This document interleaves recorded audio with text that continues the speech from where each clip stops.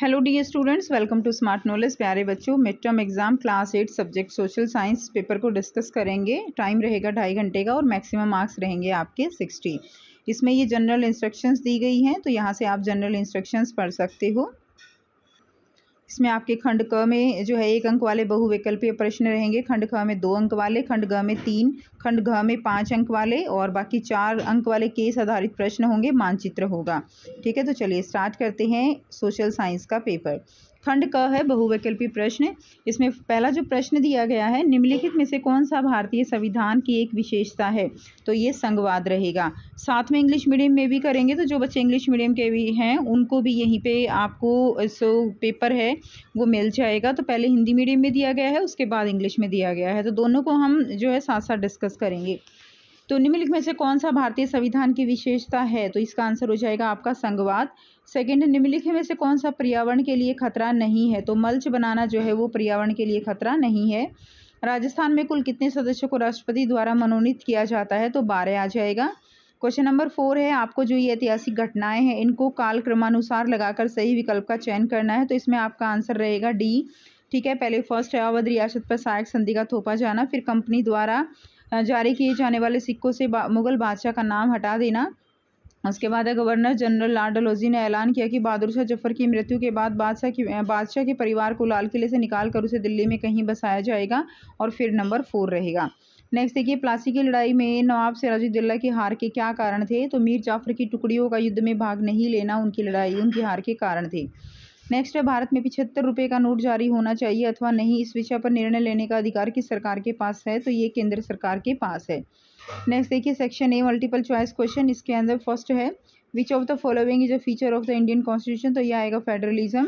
Which one of the following is not a threat to the environment? तो mulching. How many members are nominated by the president of the Rajya Sabha? 12 हो जाएगा। Fourth का answer आपका first ये D हो जाएगा। ये आपको जो है historical incident in chronological order में लगाने हैं, तो फर्स्ट सेकंड थर्ड फोर्थ ऐसे ही ये लगे हुए हैं। नेक्स्ट देखिए, what was the reason of the defeat of Nawab Sirajuddaulah in the battle of Plassey? क्या रीजन था? तो the force led by Mir Jafar didn't participate in the battle. Next, which government has the authority to decide whether note of 75 rupees denomination should be issued in India और not? तो ये किसका decision रहेगा? Central government का। Next देखिए, question number 7 है, ये हम हिंदी मीडियम में देखेंगे। पहले, माझा प्रवास पुस्तक के लेखक कौन थे? तो विष्णु भट्ट गौडसे। कौन भारतीय संसद का अंग नहीं है? नियंत्रक एवं महालेखा परीक्षक। बहादुर शाह जफर ने अपने जीवन के अंतिम वर्ष किस जेल में व्यतीत किए? तो उन्होंने किस जेल में व्यतीत किए? रंगून जेल में। मनोज एक 12 वर्षीय लड़का है, वह एक कपड़ा बनाने की फैक्ट्री में कार्यरत है। बताइए मनोज के कौन से मौलिक अधिकार का उल्लंघन हो रहा है? तो शोषण के विरुद्ध अधिकार। निम्नलिखित में से कौन सा देश कॉफी का अग्रणी उत्पादक है? तो ब्राजील है। बंगाल में पहली इंग्लिश फैक्ट्री 1651 में डैश नदी के किनारे स्थापित की गई? तो कौन सी नदी के किनारे स्थापित की गई? हुगली नदी के। भारतीय संविधान के अंतरात्मा किसे कहा जाता है? मौलिक अधिकार को। निम्नलिखित में से कौन शेर मैसूर के नाम से प्रसिद्ध है? तो कौन आ जाएगा? टीपू सुल्तान। नेक्स्ट देखिए, इंग्लिश में देखेंगे। ऑथर ऑफ बुक माझा प्रवास विष्णु भट्ट गौडसे है। Who among the following is not an organ of Indian parliament? तो controller and auditor general. In which prison did Bahadur Shah Zafar spend the last year of his life? तो Rangoon jail आएगा। Next है question number 10 है, Manoj is a 12-year-old boy, he is working in cloth making factory, which fundamental law of Manoj is being violated? तो क्या आ जाएगा? Right against exploitation. Which among the following country is the largest producer of coffee? तो क्या आ जाएगा? Brazil. Next है 12, the first English factory in Bengal was establish in 1651 at the bank of the river? तो ये क्या आ जाएगा? हुगली। नेक्स्ट देखिए, which feature of the Indian constitution is known as the conscience of the constitution? तो ये आ जाएगा fundamental right. Who among the following was widely famous as शेर मैसूर? तो आ जाएगा शेर मैसूर किसको कहते हैं? टीपू सुल्तान को। नेक्स्ट देखिए, क्वेश्चन नंबर 15 है, नीचे जो है एक संकल्पना दी गई है, दूसरा कारण दिया गया है, तो इसको पढ़ना है और सही विकल्प का चयन करना है। तो भारत एक लोकतांत्रिक देश है, बिल्कुल एक लोकतांत्रिक देश है, और भारत का अपना संविधान है, तो इसका क्या आ जाएगा? संकल्पना। और ये दोनों सही है, लेकिन इसका कारण जो है वो संकल्पना की पूरी तरह से व्याख्या नहीं करता है। क्लियर? नेक्स्ट देखिए, खंड ख में चावल उत्पादन के लिए आवश्यक भौगोलिक परिस्थितियों का वर्णन करना है। तो चावल उत्पादन के लिए उच्च तापमान चाहिए और अधिक आर्द्रता एवं वर्षा चाहिए। गेहूं उत्पादन के लिए कौन सी परिस्थितियां चाहिए? तेज धूप होनी चाहिए, मध्यम तापमान व कम वर्षा होनी ठीक है, वर्षा होनी चाहिए, लेकिन बहुत ज़्यादा नहीं हो चाहिए गेहूँ को वर्षा। भारत में अंग्रेजी शासन को बढ़ाने में विलय की नीति का महत्व बताना है। तो आइए करते हैं इसका आंसर।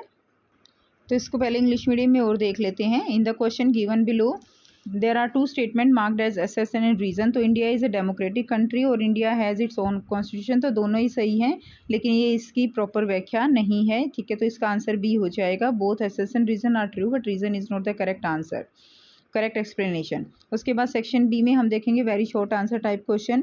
सेकंड क्वेश्चन है explain the geographical condition necessary for the cultivation of rice. 2 number का क्वेश्चन रहेगा बेटा, ये 4 क्वेश्चन होंगे 8 नंबर के। तो इसमें चाहिए कल्टीवेशन ऑफ राइस में हाई टेम्परेचर चाहिए और हाई ह्यूमिडिटी एंड रेन चाहिए। इसी तरह explain the geographical condition necessary for the cultivation of wheat. तो इसमें extreme sunlight and moderate temperature. उसके बाद क्वेश्चन नंबर 3 है mention the importance of doctrine of lapse in the expansion of the British empire in India. ठीक है, तो doctrine of lapse के बारे में देखेंगे। सबसे पहले हिंदी में करेंगे। यह सिद्धांत जो विलय की नीति है लॉर्ड डलहौजी के द्वारा अपनाई गई, जो 1848 से 1856 के बीच कौन रहे, गवर्नर जनरल बने रहे। ये सिद्धांत इस तर्क पर आधारित था कि अगर किसी शासक की मृत्यु हो जाती है और उसका कोई पुरुष वारिश नहीं है तो उसके रियासत हड़प कर ली जाएगी, यानी कंपनी के भूभाग का हिस्सा बन जाएगी।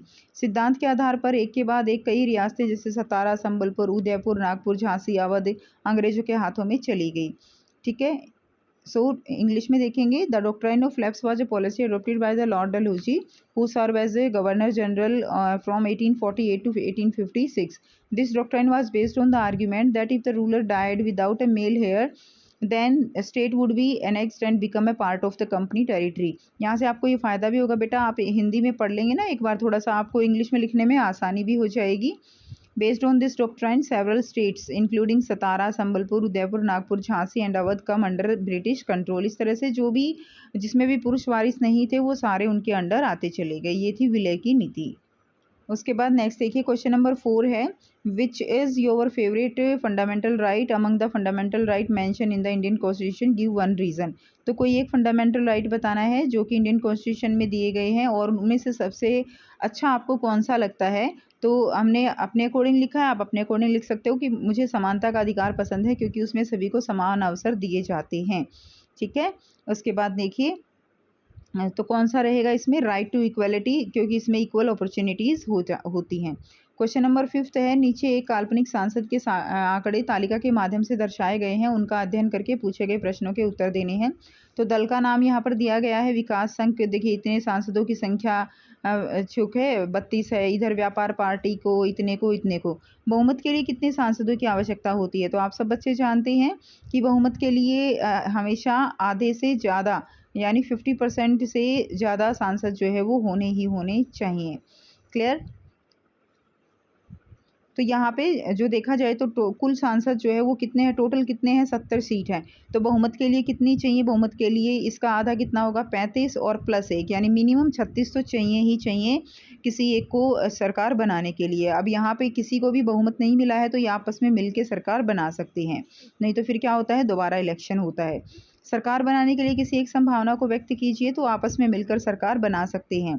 उसके बाद है नेक्स्ट, इसी को हम इंग्लिश मीडियम में देख लेते हैं।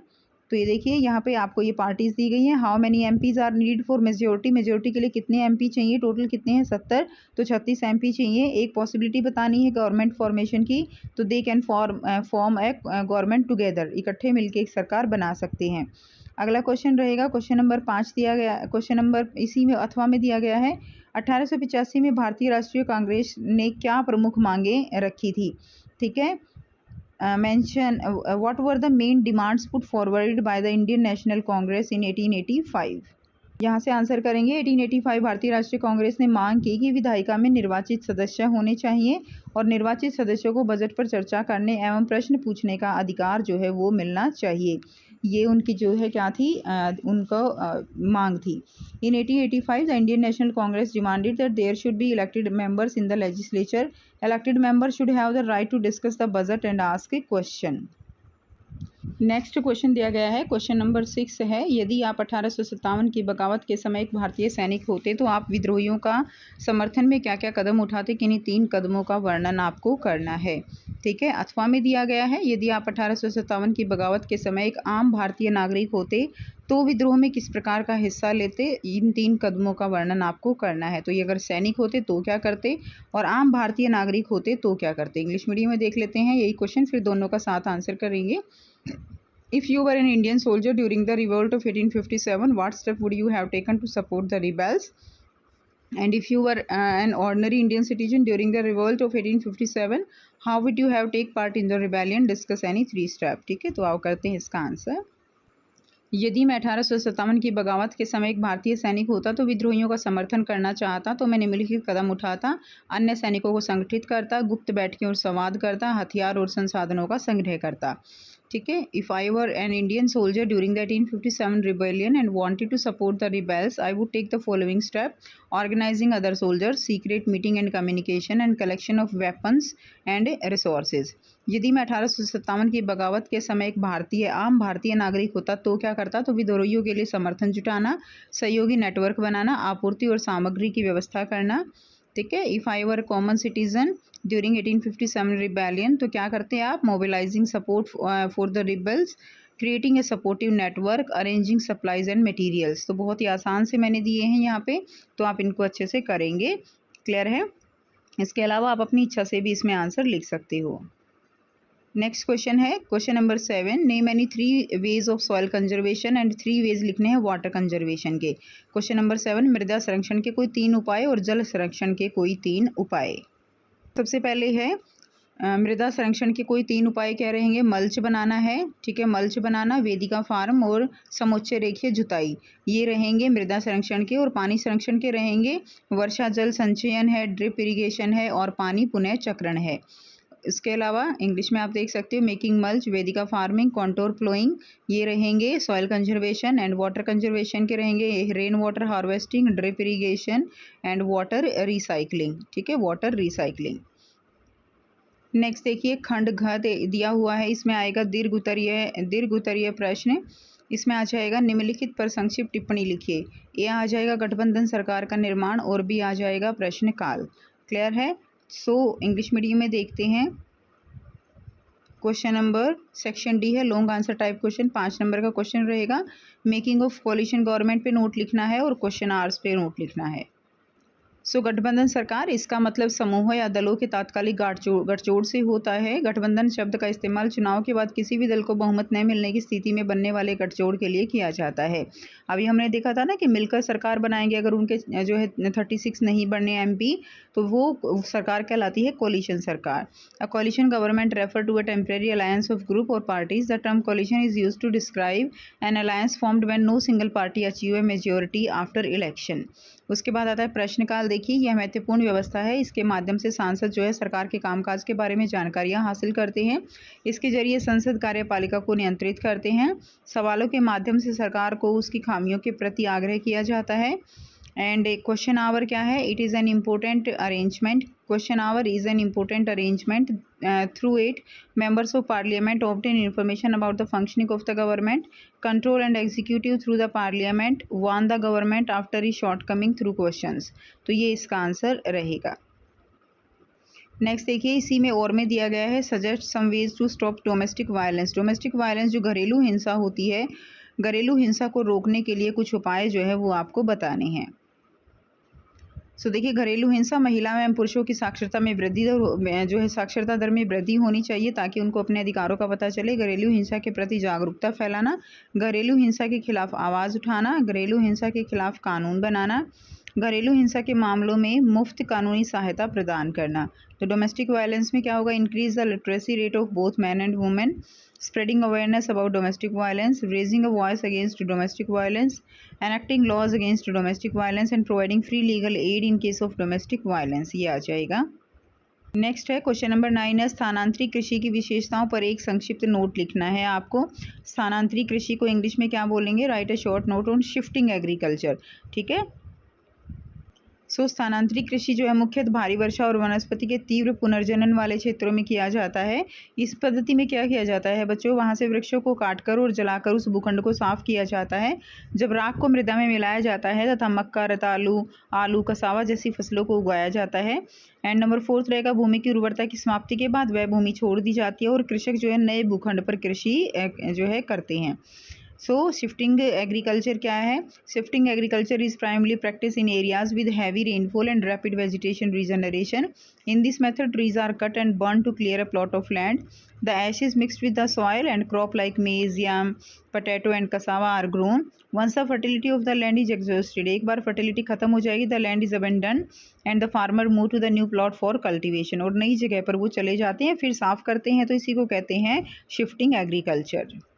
उसके बाद नेक्स्ट देखिए, केस आधारित प्रश्न दिए गए हैं जिसमें एक प्रश्न जो है आपका 4 नंबर का होगा। टोटल 4 क्वेश्चन होंगे, तो यहाँ से आपका केस स्टडी से मिलेगा आपको 16 मार्क्स का पेपर। ये आपका बहुविकल्पिक जो है, इसमें आपको जो सोर्स है वो दिया होता है, बहुविकल्पिक में नहीं होता, सोर्स होता है और फिर उसमें से आपको क्वेश्चन लिखने होते हैं। तो ये पढ़ लेंगे आप। नादिर शाह ने आक्रमण के समय दिल्ली में जो विध्वंस हुआ उसका वर्णन समकालीन प्रेक्षकों ने किया है। इनमें से एक ने मुगल कोष को जिस तरह धन लूटा उसका वर्णन किया गया है। ठीक है, तो यहाँ से devastation of Delhi after Nadir Shah invasion was described bye contemporary observer. तो यहाँ से देखिए 60 लाख रुपए। तो ये बेटा आप खुद से पढ़ेंगे, ये तो वीडियो बहुत लंबी हो जाएगी। ऐसे 4 क्वेश्चन मिलेंगे, तो एक बार आप इसका स्क्रीनशॉट ले लीजिए, ठीक है, या इसको आप ऐसे के ऐसे इसको पॉज करके पढ़ लीजिए। उसके बाद क्वेश्चन है, शाहजहानाबाद को मलबे के ढेर में किसने बदल दिया? नादिर शाह ने। जिनके पास जमीन जायदाद की कोई कमी नहीं थी वे अब बेघर हो गए, इस कथन का आशय स्पष्ट कीजिए। तो दिल्ली का वैभव नष्ट हो गया, अमीर गरीब हो गए, सड़कों पर रहने लगे। नादिर शाह के आक्रमण में किन्हीं 2 प्रभाव का लिखना है। तो राजकोष खाली हो गया और नरसंहार उसने किया, बहुत लोगों को मार डाला। नेक्स्ट देखिए, ये जो है दिया गया आपको ज्योग्राफी का। पृथ्वी के चारों ओर फैली हुई वायु की पतली परत को क्या कहते हैं? वायुमंडल कहते हैं। पृथ्वी का गुरुत्वाकर्षण बल अपने चारों ओर के वायुमंडल को थामे रखता है। यह सूर्य की झुलसाने वाली गर्मी और इन सब से हमारी रक्षा करता है। तो पहला प्रश्न है, वायुमंडल किन पदार्थों से मिलकर बना है? तो इसका ये आंसर हो जाएगा कई प्रकाश की गैसें, धूलकण एवं जलवाष्प। जैवमंडल का क्या अर्थ है? तो पादप और जीव जंतु मिलकर जैवमंडल या सजीव संसार का निर्माण करते हैं। वायुमंडल हमारे लिए किस प्रकार लाभदायक है? यह सूर्य को झुलसाने वाली गर्मी एवं हानिकारक किरणों से हमारी रक्षा करता है। नेक्स्ट देखिए, इसी में अब आपको हम इंग्लिश मीडियम का करेंगे, तो यहाँ से आप इसको एक बार अच्छे से बेटा इस पैराग्राफ को पढ़ लीजिएगा। उसके बाद हम क्वेश्चन करेंगे, who turn the Shahjahanabad into a heap of rubble. तो इसमें क्या आ जाएगा? नादिर शाह। ठीक है, इसमें क्या आ जाएगा? नादिर शाह आ जाएगा। Those who had no death of landed property have now become homeless, explain the meaning. तो इसमें क्या लिखेंगे? आपकी जो रिच पीपल थे, rich people they become poor, ठीक है, and they become just a beggar for their land and for the food. तो ये आ जाएगा। Write two effect of Nadir Shah invasion. तो नादिर शाह के आक्रमण के कारण क्या लॉस हुआ था कि एक तो जो प्रॉपर लोग जो है वो क्या हो गए थे, people they get poor, and second आप इसमें लिख देंगे लॉस ऑफ ह्यूमैनिटी, ठीक है, या human being they get maximum human being they get died. तो इस तरह से आप इसमें लिख देंगे। नेक्स्ट देखिए, रीड द पैसेज। तो आप इसको अच्छे से रीड कर लीजिएगा। What is the atmospheric made of? Atmosphere किससे बना है? It consist of number of gas, dust, water vapours. What do mean by biosphere? तो बायोस्फीयर क्या है? Plants and animals kingdom together make biosphere in the living world. How is the atmosphere beneficial to us? So it protects us from the harmful rays and scorching heat of sun. ये इसका answer आ जाएगा 3rd। Next case study है, आप इसको एक बार अच्छे से पढ़ लेंगे। क्लियर है? तो निर्वाचन क्षेत्र क्या होता है? राज्य को कई भागों में बांटना क्या कहलाता है? निर्वाचन क्षेत्र। राज्य की विधानसभा के लिए प्रत्येक निर्वाचन क्षेत्र से चुने गए लोगों को क्या कहा जाता है? तो विधायक कहा जाता है। नेक्स्ट, राज्य सरकार का गठन में सत्ता पक्ष और विरोधी पक्ष का क्या अर्थ है? तो जो बहुमत प्राप्त करने वाले हैं, यहाँ से आंसर शुरू हो जाएगा। बहुमत प्राप्त करने वाले राजनीतिक दल को सत्ता पक्ष और अन्य सबको विरोधी दल को क्या कहा जाता है? अन्य सबको विरोधी पक्ष कहा जाता है। यही इसका आंसर हो जाएगा। नेक्स्ट देख लेते हैं 13th। तो इसको आपको अच्छे से पढ़ना है। भूमि एक महत्वपूर्ण प्राकृतिक संसाधन क्यों माना जाता है? क्योंकि इससे भोजन, वस्त्र व आवास की आवश्यकता को पूरा करता है। तो ये एक महत्वपूर्ण संसाधन है। मैदानी क्षेत्र सघन जनसंख्या के क्षेत्र क्यों हैं? तो मैदानों और नदियों में कृषि के लिए उपयुक्त भूमि उपलब्ध है, इसीलिए ये सबसे सघन क्षेत्र माने जाते हैं। यहाँ से लेकर यहाँ तक आंसर हो जाएगा। विश्व में जनसंख्या का वितरण असमान क्यों है? तो मुख्यतः भूमि और जलवायु के भिन्न भिन्न लक्षणों के कारण विश्व के विभिन्न भागों में जनसंख्या का वितरण जो है वो क्या पाया जाता है? असमान पाया जाता है। नेक्स्ट देखिए, इसी को हम इंग्लिश मीडियम में कर लेते हैं। तो यहाँ से आप देखेंगे इसको आप अच्छे से पढ़ लेंगे। क्वेश्चन है व्हाट इज कॉन्स्टिट्यूएंसी? तो state is divided into different part. जो डिफरेंट पार्ट है उनको क्या कहेंगे? कॉन्स्टिट्यूएंसी कहते हैं। What are the people elected from each constituency from the for the legislative assembly of the state called, उसको क्या बोलते हैं? एमएलए बोलते हैं। What is the meaning of ruling party and opposition party in the formation of state government? तो जो political party that has the majority is called the ruling party and other member they are called the opposition. Next देखिए question number 13, यहाँ से आप इसको पढ़ लेंगे और हम यहाँ से इसके आंसर करेंगे। Why is the land considered as an important natural resource? Important natural resource क्यों कहा जाता है? It provide food, clothes and shelter. So ये एक इम्पोर्टेंट नेचुरल रिसोर्स है। Next, why are the plains densely populated areas? Plains and river valleys offer suitable land for agriculture, hence these are the densely populated areas of the world. Why is the distribution of population in the world uneven? So the uneven distribution of population in different part of the world is mainly due to varied characteristics of land and climate. अलग अलग land है, अलग अलग climate है, इसीलिए characteristics हैं। अगला question दिया गया है बच्चों, मैप बेस्ड क्वेश्चन है, 5 नंबर का रहेगा। इसमें आपको 5 स्थानों को संकेतों द्वारा दर्शाना है। दिया गया है दिल्ली, झांसी, लखनऊ, बरेली, बनारस और अलीगढ़। ठीक है, इंग्लिश मीडियम में देख लेंगे तो ये जो है आपको यहाँ पे दिया गया है। क्लियर? तो इस तरह से ये जो है ये आपके लिए नहीं है, दृष्टिबाधित बच्चों के लिए। तो यहाँ पे साथ में आपको क्या दिया होगा? मैच दिया होगा। ये क्वेश्चन भी आप कर सकते हो, कई बार ऐसे भी पूछा जा सकता है। तो साथ में आपको मैप दिया होगा तो वहाँ से आपको ये करना है। तो आप देख सकते हैं यहाँ से, ये देखिए ये क्या रहेगा? ये दिल्ली है, इधर ये यूपी में बरेली है, अलीगढ़, ये हो जाएगा लखनऊ, ये हो जाएगा यहाँ पे बनारस, यहाँ पे हो जाएगा झांसी। तो ये बहुत इंपॉर्टेंट है, तो ये आपने अच्छे से करने हैं। क्लियर? तो ये थी बच्चों आपका एसएसटी का पेपर। आई होप सभी बच्चों को ये बिल्कुल क्लियर है। यहाँ से आपको कंप्लीट पेपर पैटर्न पता चल गया होगा, इंपॉर्टेंट क्वेश्चन कवर किए गए हैं। तो बच्चों इसको ज़रूर अच्छे से करके जाइएगा, क्योंकि आपकी बार 8th क्लास पिछली बार की तरह जैसे बच्चे रिपीटर हैं और बहुत इंपॉर्टेंट है, 9th की तरह ही हो गई है। तो आपको पहले से ज़्यादा फोकस करना पड़ेगा, तो इसलिए बहुत अच्छे से अपनी तैयारी कीजिएगा। मिलते हैं आपसे नेक्स्ट वीडियो में। Till then take care, bye bye.